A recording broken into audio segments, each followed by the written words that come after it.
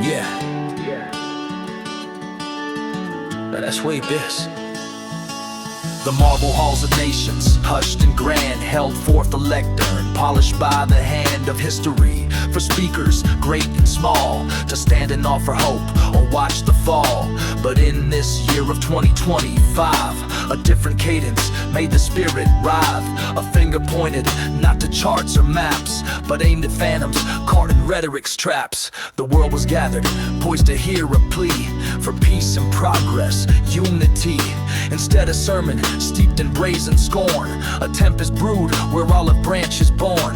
We're meant to blossom, the re-elected king brought only discord in his words to sting. He spoke of war 7 he had undone beneath the gaze of an indifferent son. The AP whispered mediations, yes, but not the clarity of final redress. A claimed conclusion, tidy, clean and neat, for conflicts whose deep roots remain to eat at fragile lands where others see the strife. He saw a narrative for a domestic life, and as he spoke, the absent truths took flight, escaping from the stage into the night. He spoke of climate with a sneering guise, and called the warming warnings wrong and lies. The greatest con, he bellowed to the room, and painted green ambition as a tomb. He scoffed at futures built on wind and sun, predicting ruin for the race to run toward cleaner power. The scientific sum was silenced by the beat of his loud drum.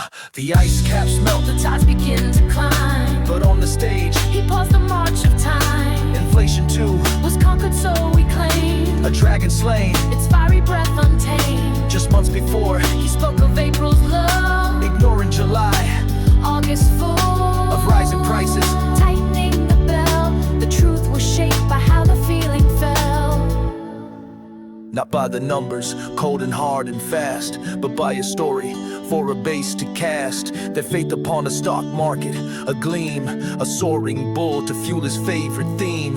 He failed to mention that the market's run is but a fraction of what's truly done, and often fueled by hopes of future rates, not by a single captain's chosen fates. And $17 trillion he swore had flowed to shores of his United States, a sum inflated double what was claimed by his own house and quietly defamed. He spoke of migrants with the venomous heat of trafficking, a horrifying feat, and children missing, swallowed by the void, a fiction forged by truth's own light destroyed.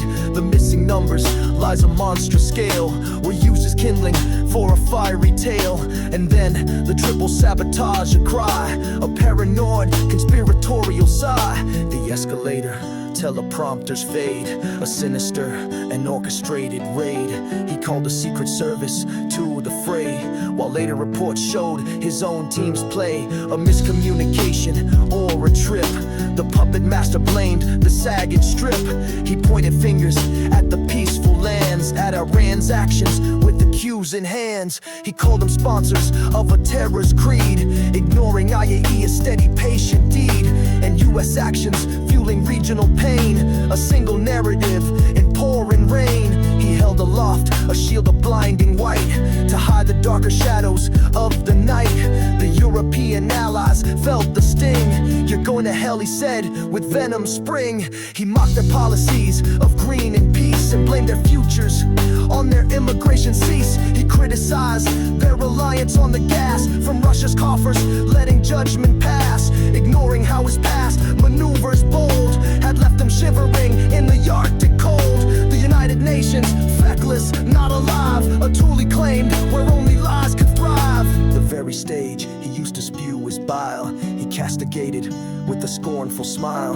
He turned to India and China too, and claimed they funded Russia's war anew. Their oil purchases are purchased, so he said, was spilling blood for which their people bled. The world was painted in a simple hue, with allies, enemies, and others who were merely pawns within his endless game, to be berated, blamed, and called by name. The speech itself, a showman's polished start, a rally's fury with a diplomatic start. He mocked the UN's failing flimsy gear, a circus master banishing all fear of diplomatic norms the world could see. His only audience was a devotee, a populist crescendo, loud and shrill. The globe was just a stage for his own will. He nominated with a subtle sneer himself for prizes held for those most dear to peace and concord. In his mind the past was full of triumphs meant to ever last, but fact checkers scribbled, analysts conferred, and noted truth was shattered by his word. The second act, a bolder, reckless hand, had no pretense of trying to command respect from others. He was there to preach and let his base hear what he had to teach. The world looked on and listened to the lies reflected in the mirror of his eyes. Yeah, this song's called From the Tulu and Dreams. Do man, I raise my arms as a white fetish tend to say.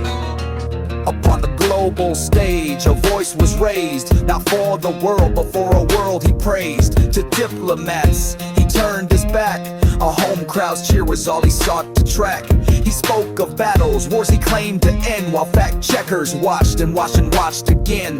The numbers twisted, facts were cast aside, for truth was something his own words denied. The climate's gone, he thundered to the room, while Greenland's dried and oceans met their doom. He scorned the science, scoffed at all alarms, and wrapped the world in dangerous false charms. The markets rose, he said, because of him, ignoring context, dimming every whim of analysts who knew the deeper tide and saw the truth his gilded words would hide. With pointed fingers, Europe was assailed, their hell-bound path where green ideals failed. He blamed their choices, sneered at their intent, as if a continent were his to resent. So, the UN too, a feckless institution, he railed against its grand flawed constitution. A faulty teleprompter, a tripped up stair became a sabotage beyond compare. From Iran's terror to the migrants' plight, he painted pictures bathed in darkest night.